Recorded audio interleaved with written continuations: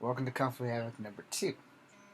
So, if you've seen the other video, then you know I'm only making 2 videos tonight. The intro to this, and this video itself. This is my second attempt at this video, being that the other video had to be deleted due to they didn't see those damn lights. So, when I left off on the other video, I talked about the racism that has befallen everyone due to this coronavirus. Wait for it. Okay, there's clickety clonk. He's not going to say anything, hopefully. Anyway, so, I also said in the other video that I was super worried about my Asian friends, especially after seeing people get sprayed on buses and trains with Febreze and being attacked on trains for wearing a mask and things like that. So the guts and glory of this video basically is to talk about what I said earlier on my Facebook post about the COVID-19, as they're calling it now, instead of the coronavirus. I guess they had to change it so people can go back to buying Corona beer. So, where are we? We are in a state of flux where everyone is panicking, and I mean everyone. Everyone is panicking. I mean, literally, everyone is panicking. Everyone's becoming racist. Everyone is doing stuff that I think are a little bit overreactive. People are going nuts over toilet paper. Literally, they're worrying about their booty hole when the coronavirus is a respiratory issue, which means it affects your breathing. There's so many different cases, there's so many different possible mutations, and everybody is flipping the frack out. I'm trying not to cuss people, but everybody's just like going ballistic. And what you all fail to understand is that when we panic, instead of trying to find a solution, when we're all running around like chickens with our heads cut off, we make the situation worse.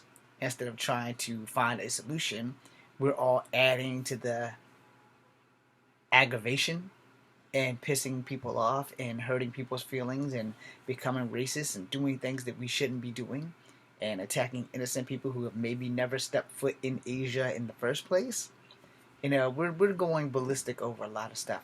Everybody's social distancing themselves. And I'm not saying that the doctors and stuff are wrong. But what I'm saying is that the fear-mongering of this disease has only made things worse.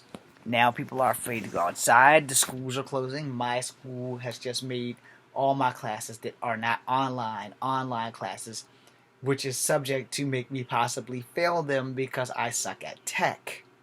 Okay? I would much rather be in contact in school and wear a freaking mask than be stuck at home trying to operate a damn computer like I'm doing right now. This is a camera on the computer. It's simply push a button and it'll upload to the channel. So to my 89 followers, I will make movies as according, because it's kind of hard to film when the weather's acting funky here in Virginia. And then the fact that, schools are closed, so I don't have the opportunity for a silent day film unless I'm outside, and I can't go outside because then they'll all follow me, and I can't put that camera there into good use, or this camera here on this camera stand because there's no privacy because there's no school, and kids can't stay in the house all damn day. They're not my kids. I shouldn't have to be held responsible, but because of the lack of knowledge and responsibility that people are not willing to take about this COVID-19 or Corona, or as I like to call it, the carnivorous virus, there's been some issues.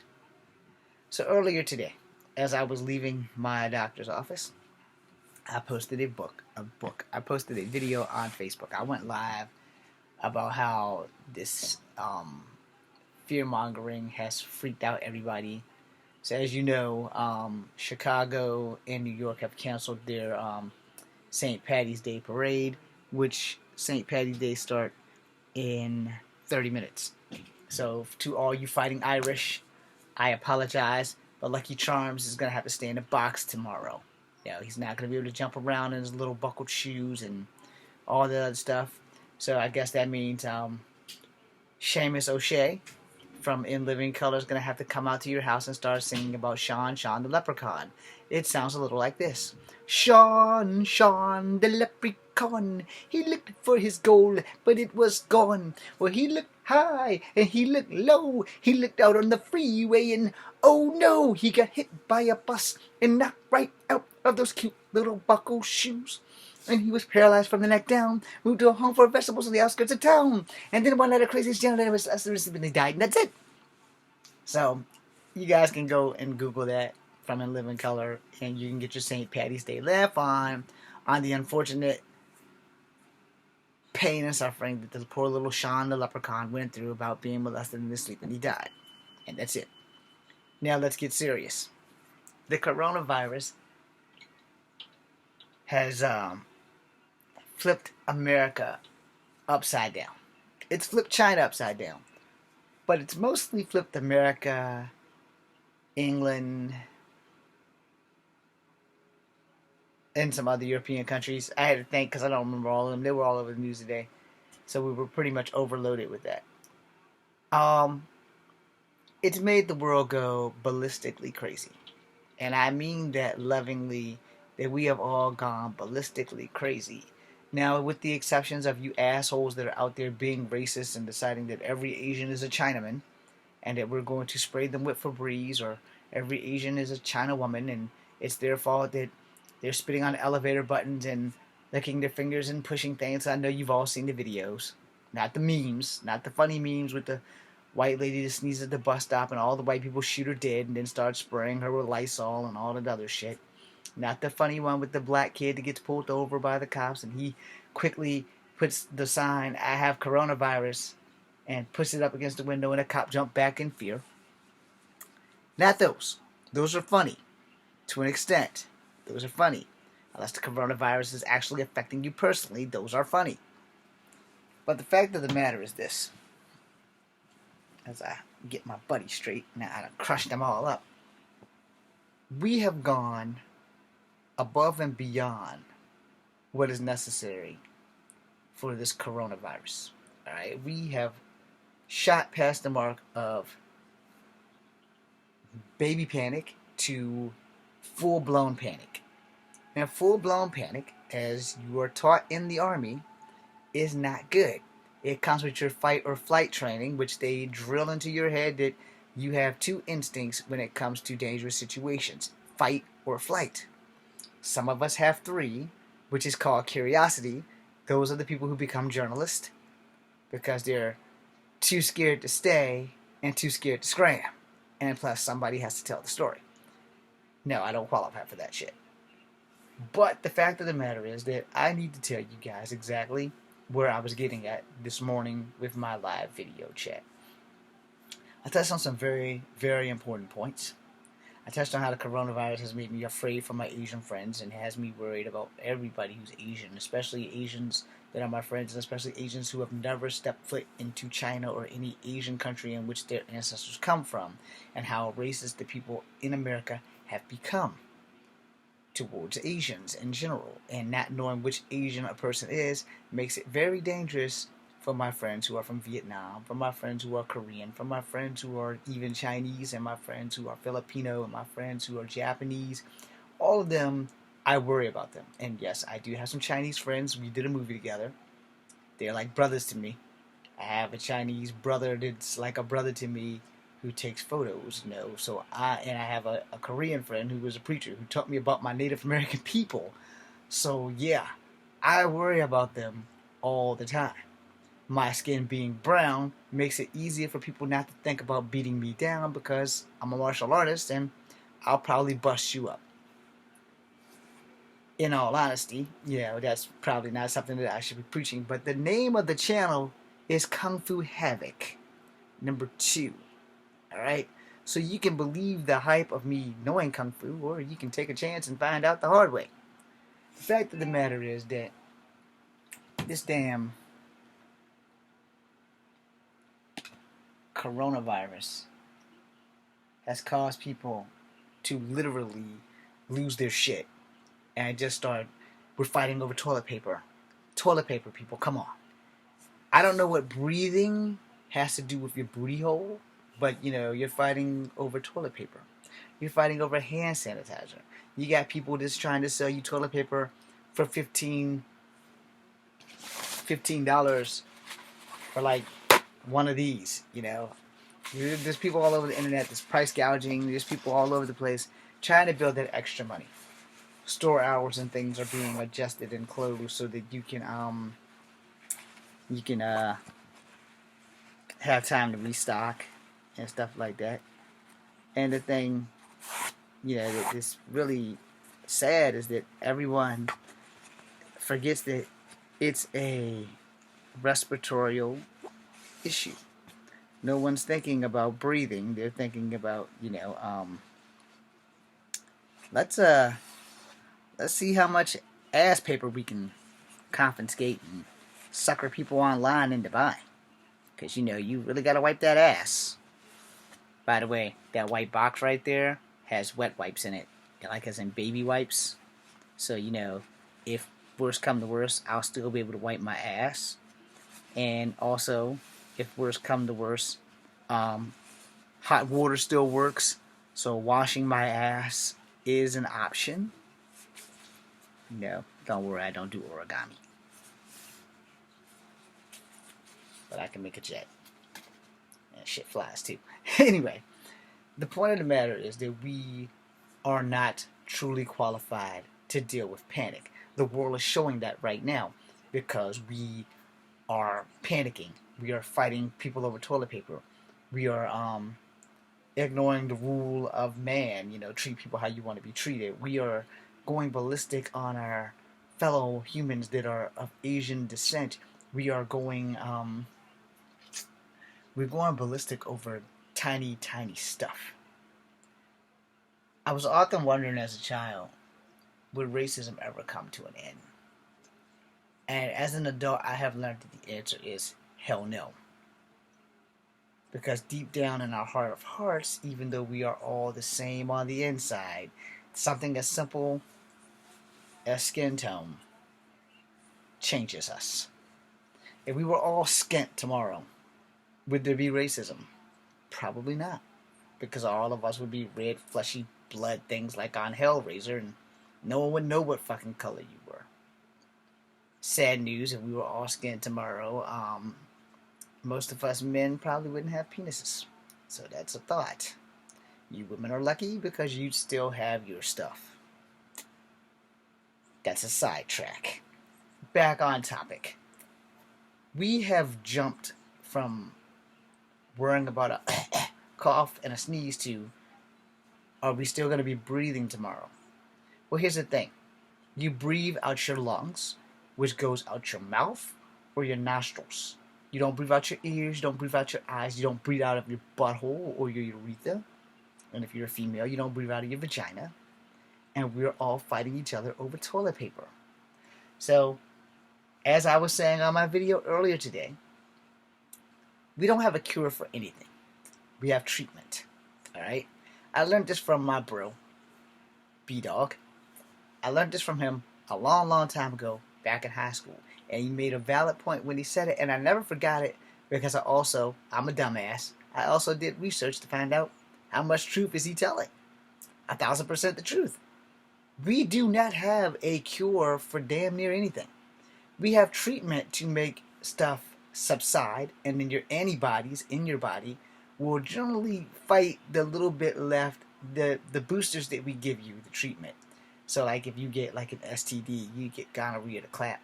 We have treatment to make it go away.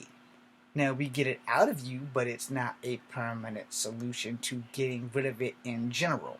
Which means someone else probably has it somewhere else, and they're just spreading that shit around like wildfire. So why do you think we still have herpes and AIDS and stuff like that? Because we don't have cures for that shit. We have treatment. I also chunked on Truvada for PrEP because I've seen the commercials and it's all about HIV and negative for women but good for men, and I don't think it works on trans people or whatever the commercial is. And I don't really care because that doesn't really affect me because I don't believe in doing drugs or gay sex. And I haven't had a blood transfusion. So those are the three ways, by the way, that we know of for sure that you can catch HIV or AIDS. However, that's off topic as well. But again, it's still on topic because, like I said in my video this morning, if we had cures for everything, there would be no more flu. There would be no more common cold. There would be no more STDs. The world would be a utopia of disease-free shit. But there's a problem. We can't eradicate germs.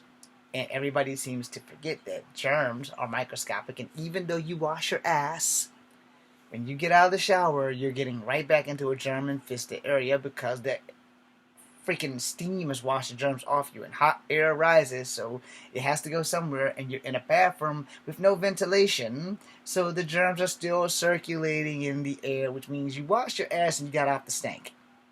You got off the surface dirt and all the other stuff. You got off most of the germs, which is why a lot of people, when they talk about exfoliating, because they think exfoliating actually kills the germs.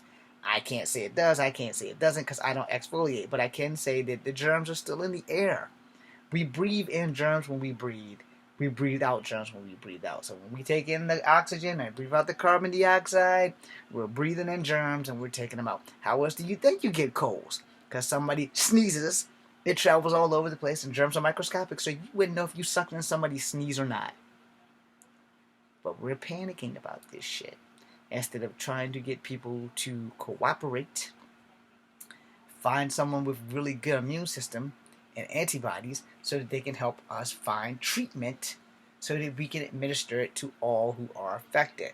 Now, as you know, as I'm coming to a close of this video, this really has mostly affected the elderly when it comes to them passing away. Alright?